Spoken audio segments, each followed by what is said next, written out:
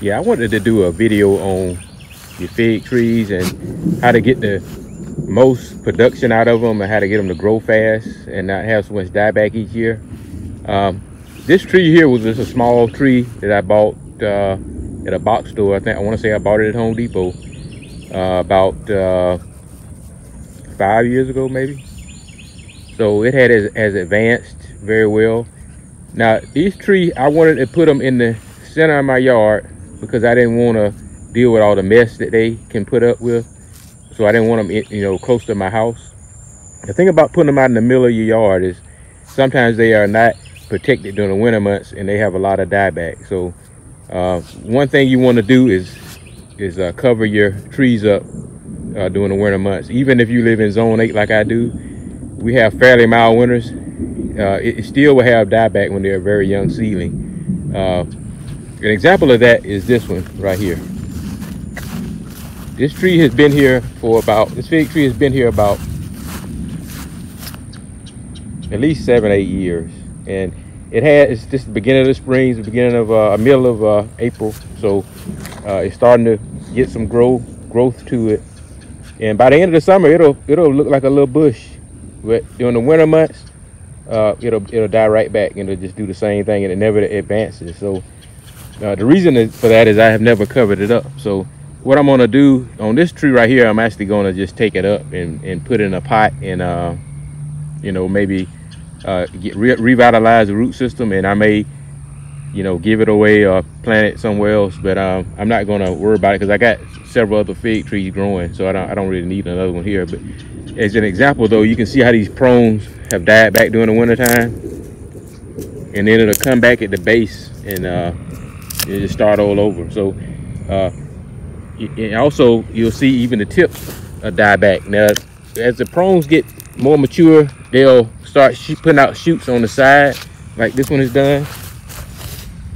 But when you see them putting out shoots right here and not at the top, that's an indication that you're not gaining any ground. Now when you see them starting to do this,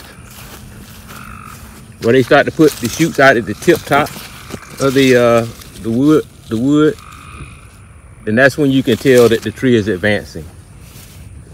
And the way to make it advance is you're gonna have to really cover it up during the winter time so you don't get any dieback from your major prunes.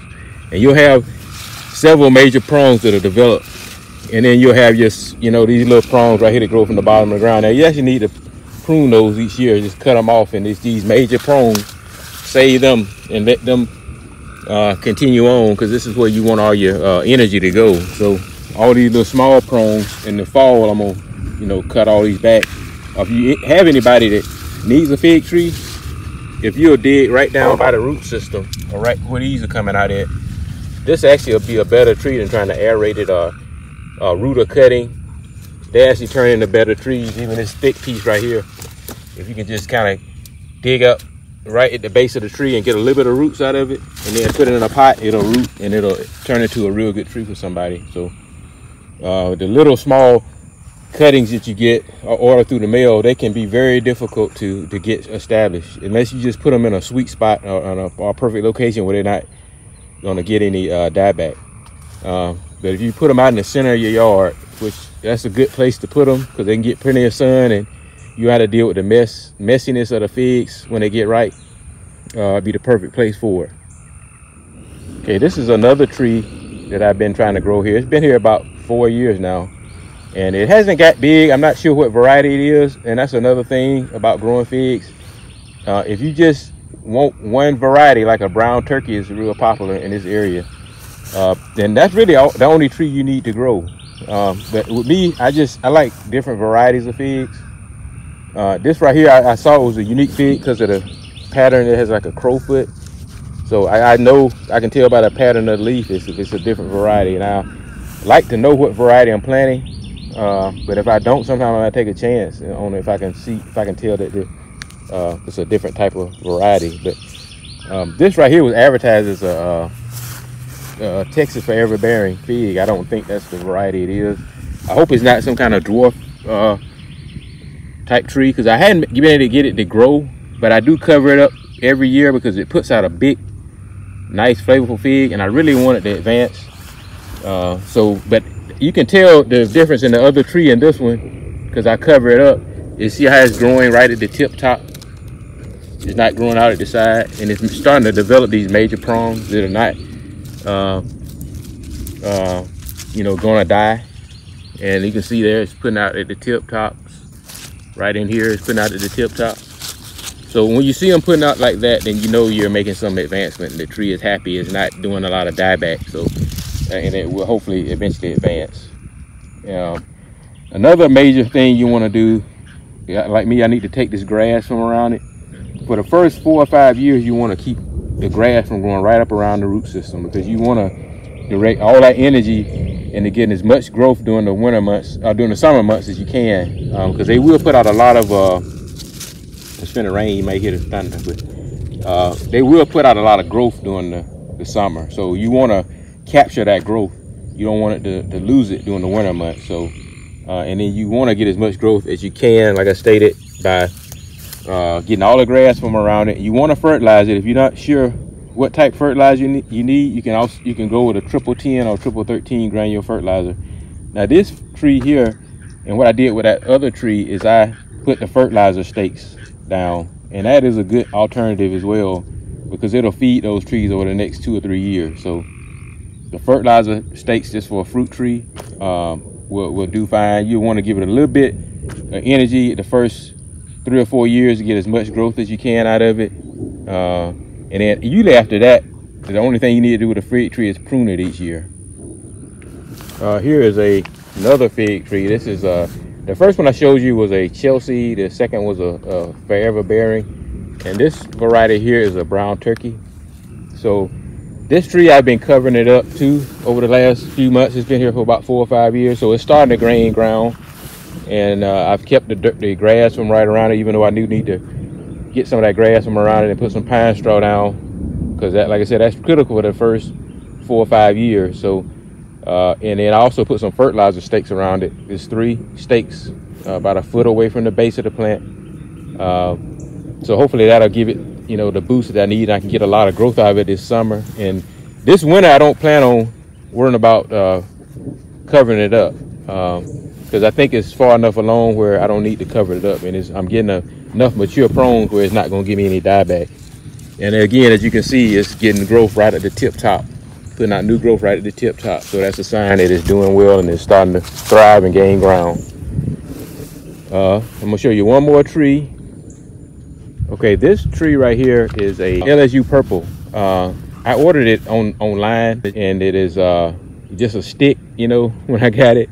So of course it took a lot of care in covering it up during the winter months to capture all the growth that I got.